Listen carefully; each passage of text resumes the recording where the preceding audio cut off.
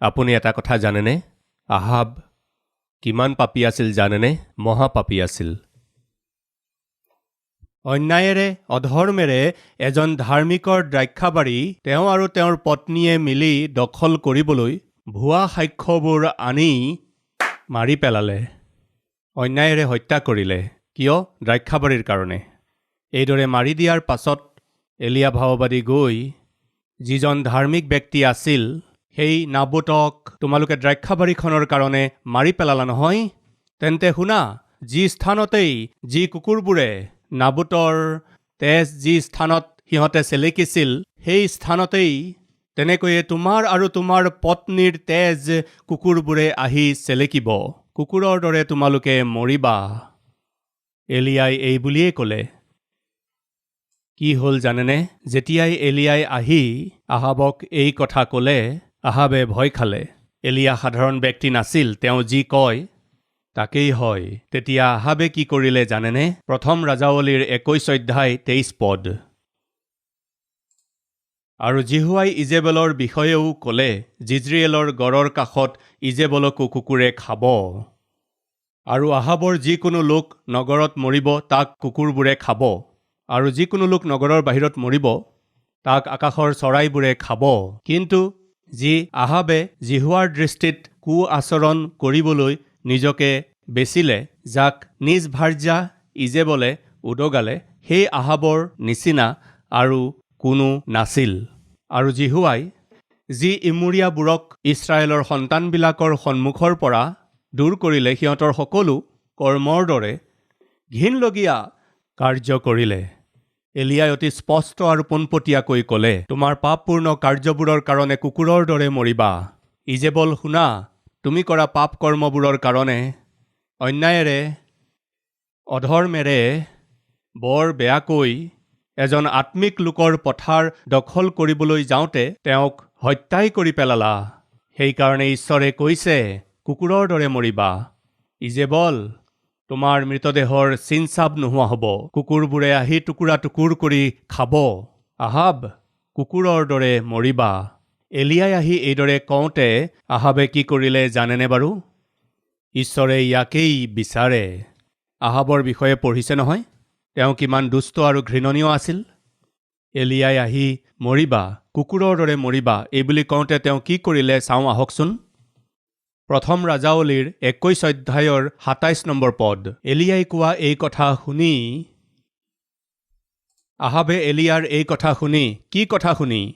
এলিয়াই দিয়া এই সকিয়নিমূলক বাক্য শুনি নিজৰ কাপোৰ ফালিলে আৰু তেওঁৰ গাত চট কাপোৰ পিন্ধি লঘোণ দিলে আৰু চটত শয়ন কৰি থাকিল।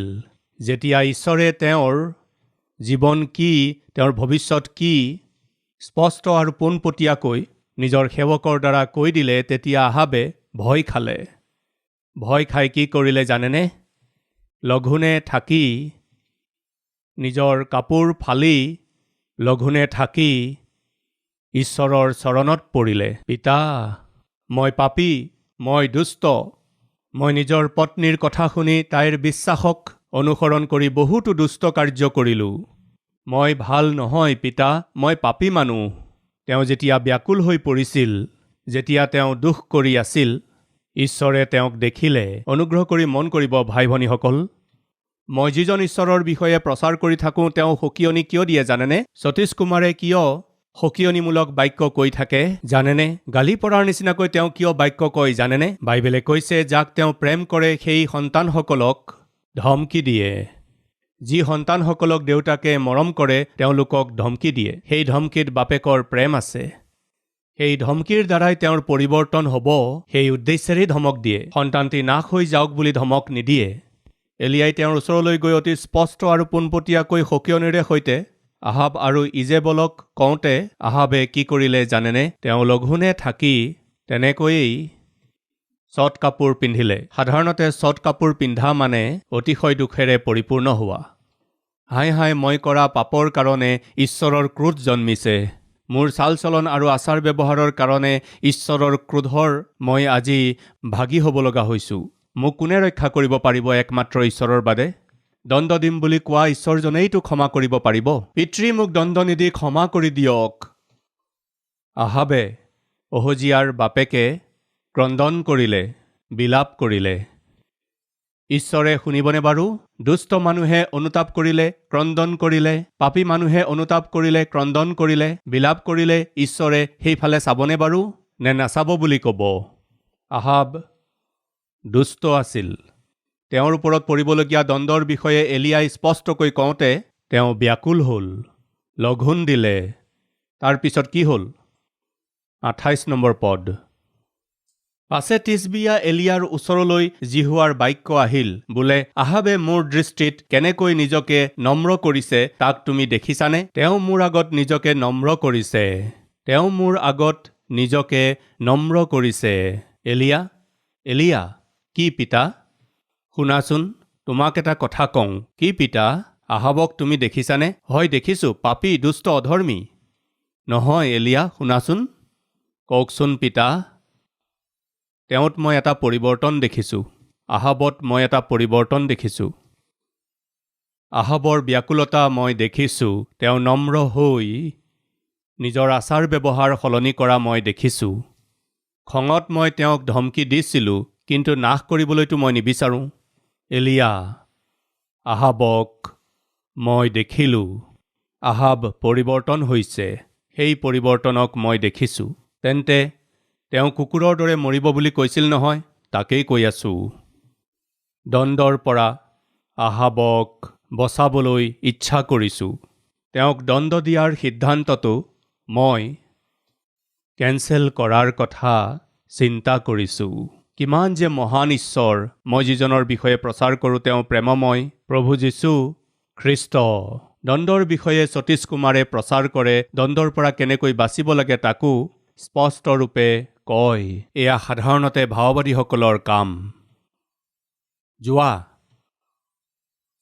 আহাবক মই দণ্ড দিব নিবিচাৰোঁ। কি কৈছে আহক চাওঁ। আহাবে মোৰ আগত নম্ৰ আৰু সৰু হৈ চট কাপোৰ পিন্ধি তেওঁৰ আচাৰ ব্যৱহাৰ পৰিৱৰ্তন হ'ল। ভাইসকল, ভনীসকল, দণ্ডৰ পৰা সাৰিবলৈ বিচাৰিছে নেকি? ঈশ্বৰে যি দণ্ড আপোনাক দিবলৈ বিচাৰিছে তাৰ পৰা সাৰিবলৈ বিচাৰিছে নেকি? তেন্তে শুনক, আপোনাৰ আচাৰ ব্যৱহাৰত ঈশ্বৰে পৰিৱৰ্তন দেখিব লাগিব। এতিয়া ক'লো নহয় মই, এজন ব্যক্তিয়ে 15-20 বছৰ কাৰাগাৰত শাস্তি ভোগ কৰি থাকোঁতে তেওঁৰ চাল চলনত যদি শুধৰণি হয়, তেতিয়া জেলৰ অধিকাৰীয়ে কি কৰিব?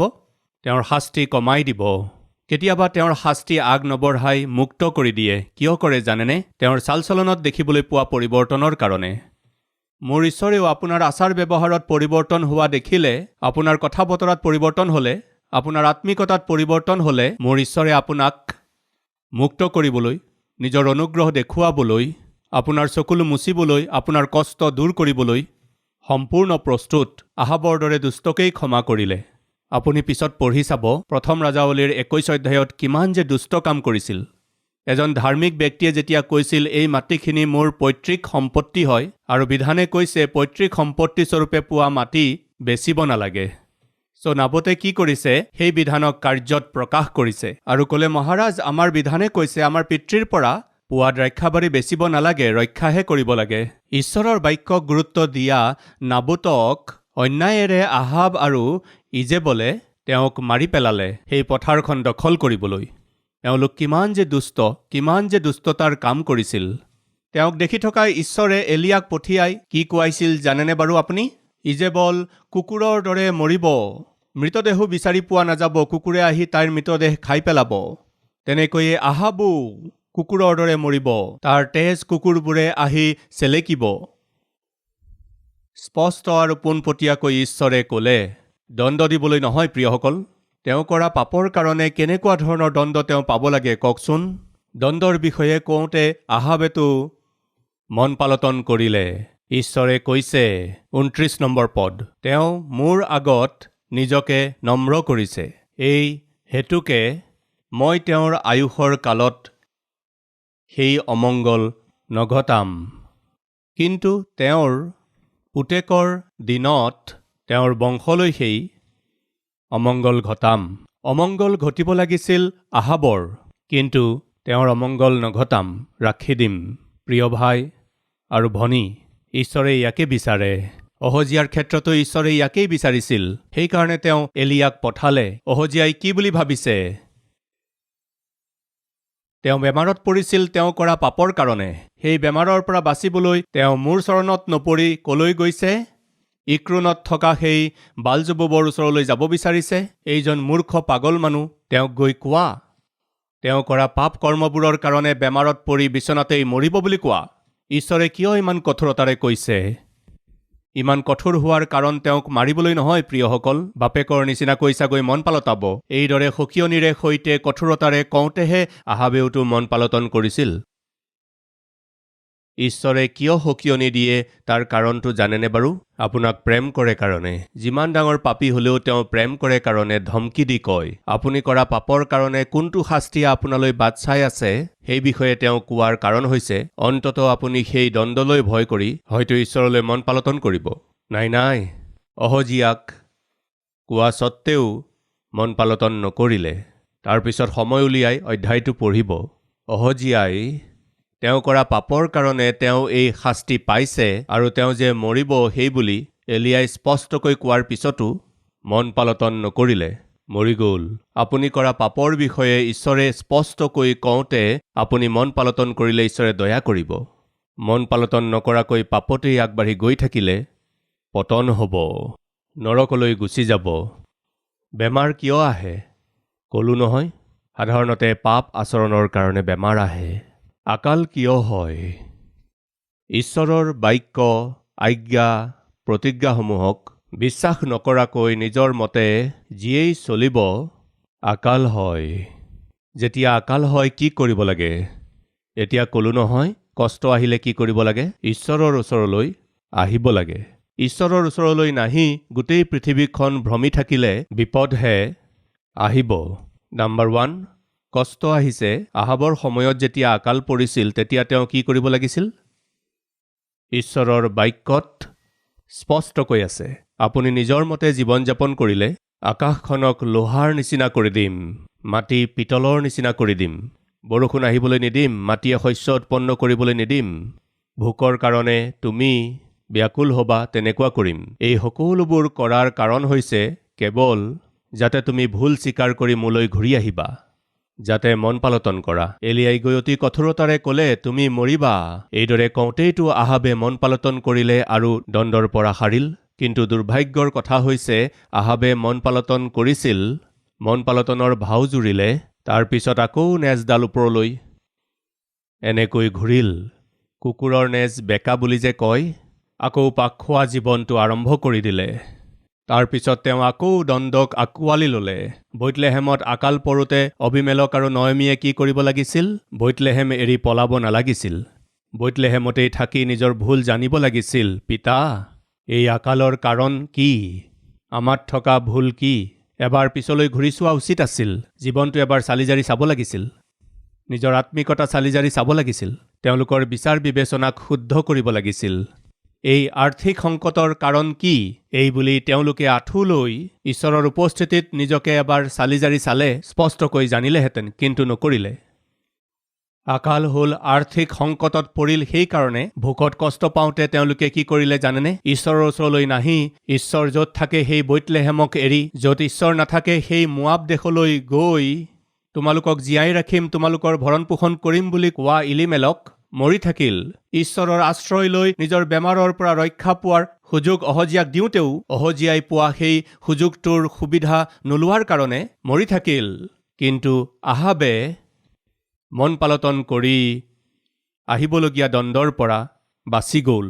কিন্তু দুৰ্ভাগ্যৰ কথা, সেই মন পালটনক, তেওঁত সিদ্ধ হোৱা পৰিৱৰ্তনক আগবঢ়াই নিব নোৱাৰিলে। তেওঁ আকৌ পাপ কৰি দণ্ড চপাই ল'লে।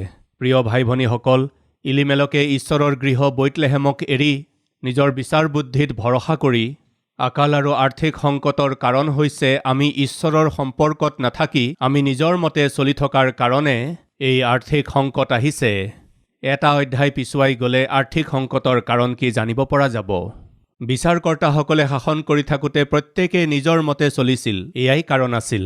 আজি আপোনাৰ আৰ্থিক সংকটৰ মুখ্য কাৰণ, আজি আপুনি যি আকালত পৰিছে তাৰ কাৰণ, আজি আপুনি যে ধাৰত ডুবিছে তাৰ কাৰণ নিজৰ ইচ্ছামতে চিন্তা কৰিলে বাবে নিজৰ ইচ্ছামতে পইচা খৰচ কৰাৰ কাৰণে নিজৰ ইচ্ছামতে আপোনাক যি লাগে নিজৰ সামৰ্থ্যতকৈও অধিক ভোগবিলাসৰ বিভিন্ন বস্তুবোৰৰ পাছত যোৱাৰ কাৰণে সেয়া প্ৰভুৰ ইচ্ছা নহয়। আপোনাৰ যি আছে তাতেই সন্তুষ্ট হৈ জীৱন যাপন কৰাই হৈছে ঈশ্বৰৰ ইচ্ছা। কিন্তু তুমি কি কৰিলা? ইজনক চাই সিজনক চাই আনৰ সৈতে নিজকে তুলনা কৰিছা। যেনেকৈ বাঘক দেখি এটা শিয়ালে জুইৰ শেক দি নিজৰ গাত দাগ দি লৈছিল, তেনেকৈ ইজনক সিজনক চাই নিজৰ অৱস্থা পাহৰি দাগ লগাই লৈছা। মন দি চাব, সদায় নিজৰ স্বামীৰ সৈতে কাজিয়া কৰা আৰু সদায় পৰিশ্ৰম কৰি ঘৈণীয়েকে যি উপাৰ্জন কৰি আনে তাক বহি বহি খোৱাজন মহা এলেহুৱা। পত্নীৰ জেদ সহ্য কৰিব নোৱাৰি কেইদিনমান পিছতে ৰিটায়াৰ হ'বলগীয়া এজন জ্যেষ্ঠ লোক বেংকৰ পৰা লোন লৈ 3তলীয়া বিল্ডিং ঘৰ বনাই দিলে। সেই বিল্ডিং ঘৰ বনাই দিয়াৰ পাছতো এই পত্নীগৰাকী সন্তুষ্ট হৈছিল বুলি ভাবিছে নেকি? দুয়ো মোৰ ওচৰলৈ আহিল। ভাই, প্ৰাৰ্থনা কৰিবনে? কিহৰ বাবে প্ৰাৰ্থনা কৰিব লাগে?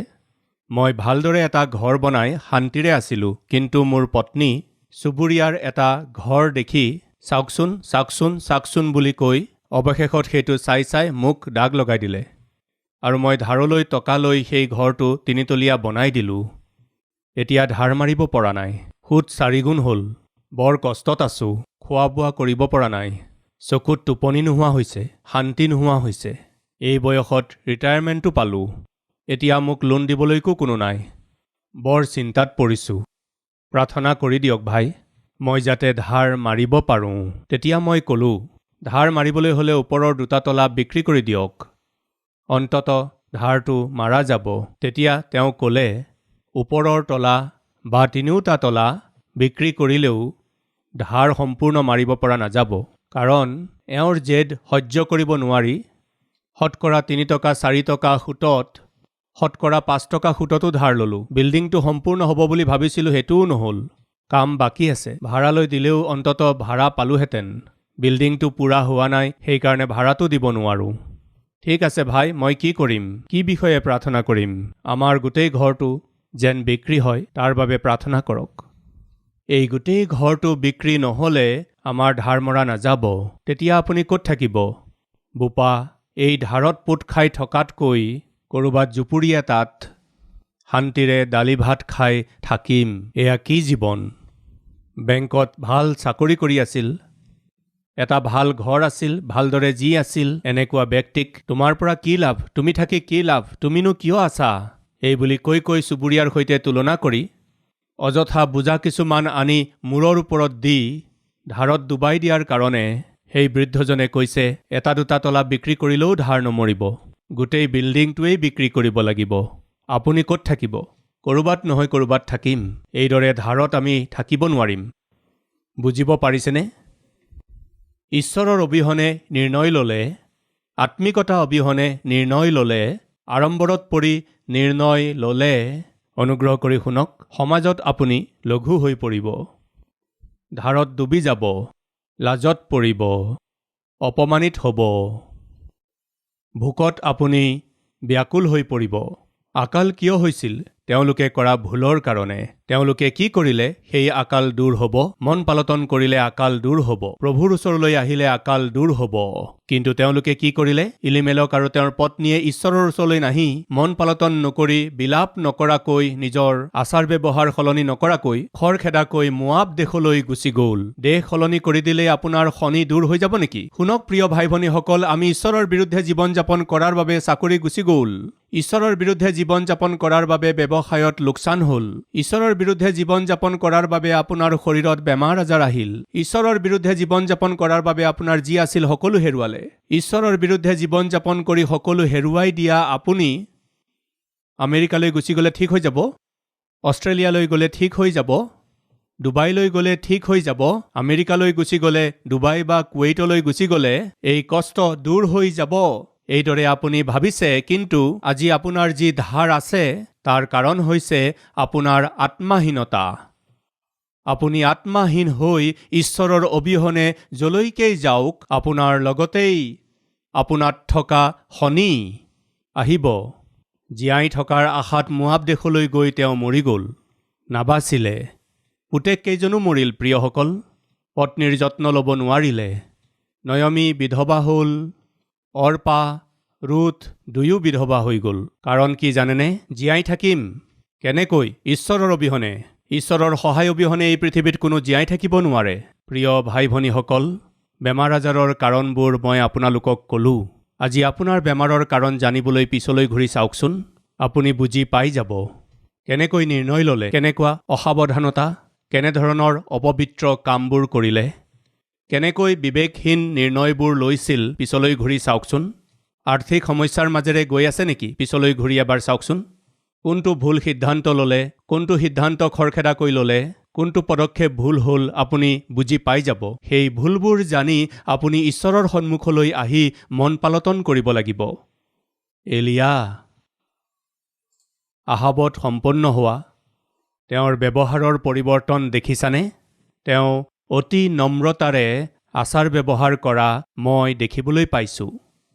ঈশ্বৰে আপোনাত পৰিৱৰ্তন নেদেখিলে, আপোনাৰ চাল চলনত, আপোনাৰ অভ্যাসবোৰত ঈশ্বৰে পৰিৱৰ্তন নেদেখিলে, আজি আপোনাৰ সমস্যাই আপোনাক এৰি যোৱাৰ চান্স নাই। মই সুধিছোঁ, আপোনাৰ যি সমস্যা আছে সেইবোৰ আগুৱাই নিব বিচাৰেনে? সেই সমস্যাবোৰক আজি প্ৰভুৰ উপস্থিতিত সমাধিস্থ কৰি শান্তিৰে, আনন্দেৰে, সমৃদ্ধিৰে সৈতে আপোনাৰ জীৱন যাপন কৰিব বিচাৰিছে নে কি কৰিব বিচাৰিছে? সমস্যাবোৰক সমাধিস্থ কৰিব বিচাৰিছেনে? তেন্তে শুনক, ঈশ্বৰৰ সৈতে মিল হওক, ঈশ্বৰৰ উপস্থিতিত মিল হওক। আপোনাৰ দুৰ্বলতা কি, পাপ কি জানি লওক।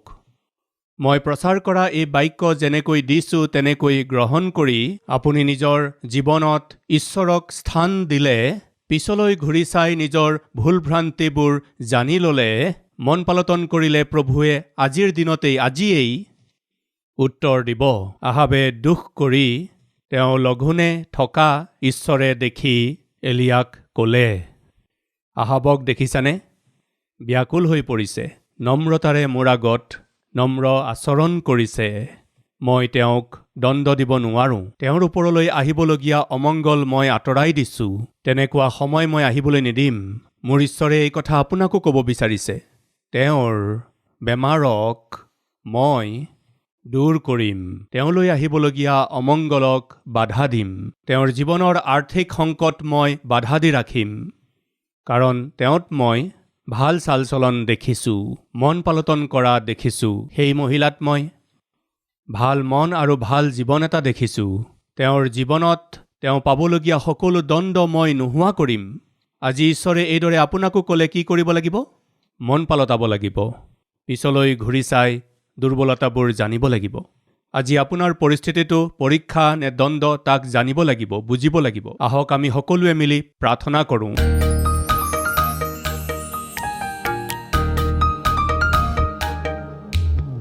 মহান, পবিত্ৰ, প্ৰেমময় পিতৃ ঈশ্বৰ, আমাৰ জীৱনৰ বেমাৰ, চকুপানী, দুখ কষ্ট আৰু আকালৰ কাৰণ কি আমি জানিলোঁ। এবাৰ পিছফালে ঘূৰি চাই আমি বুজি পাব পাৰিলোঁ। আজি আমাৰ যি অৱস্থা তাৰ কাৰণ হৈছে, অতীতত আমাৰ জীৱন ঠিক নাছিল। অতীতত আমি লোৱা নিৰ্ণয়বোৰ ঠিক নাছিল। অতীতত যিবোৰ মিত্ৰতা আমি কৰিলোঁ সেইবোৰ ঠিক নাছিল। অতীতত আমি আগবঢ়োৱা খোজবোৰ ঠিক নাছিল। অতীতত আমি কৰা কামবোৰ ঠিক নাছিল। অতীতত আমাৰ আচাৰ ব্যৱহাৰ উচিত নাছিল। সেই সকলোবোৰ কাৰণতেই আজি আমাৰ এই দুৰ্গতি হৈ আছে। এই সত্য আজি আমি জানিব পাৰিলোঁ। পিতা, ধাৰ্মিকসকলক আশীৰ্বাদ দিবলৈ, সিদ্ধ লোকসকলক আশীৰ্বাদ দিবলৈ আপোনাৰ দৃষ্টি গোটেই ভূমণ্ডলতেই ঘূৰে। পিতৃ, ভুল স্বীকাৰ কৰি, ভুলৰ বাবে অনুতাপ কৰি আপোনাৰ কৃপা বিচৰা প্ৰত্যেককে এই সময় দৰ্শন দিয়ক। আপোনাৰ উপস্থিতিত ক্ৰন্দন কৰি থকা প্ৰত্যেককে দৰ্শন দিয়ক। তেনেকৈয়ে এতিয়াৰ পৰা আৰম্ভ কৰি, পিতা, এতিয়াৰ পৰা পিতৃ, আপুনি কৰা প্ৰত্যেক প্ৰতিজ্ঞাবোৰ আমাৰ জীৱনত পৰিপূৰ্ণ কৰক। আমাৰ দুৰ্বলতাবোৰ জানিলোঁ আৰু অনুতাপ কৰিছোঁ। ক্ষমা কৰিবলৈ অনুৰোধ কৰিছোঁ। ক্ষমা ভিক্ষা মাগিছোঁ। আপোনাৰ পৰা দূৰত্ব যে সহ্য নহয় তাক জানিলোঁ। ক্ষমা কৰাৰ বাবে ধন্যবাদ পিতা। ক্ষমা দিয়াৰ বাবে ধন্যবাদ পিতা। এতিয়া আমি আৰু পিছফালে ঘূৰি নাচাবলৈ সহায় কৰক। যীশুখ্ৰীষ্টৰ নামত এই প্ৰাৰ্থনা মাগিছোঁ পিতা। আমেন।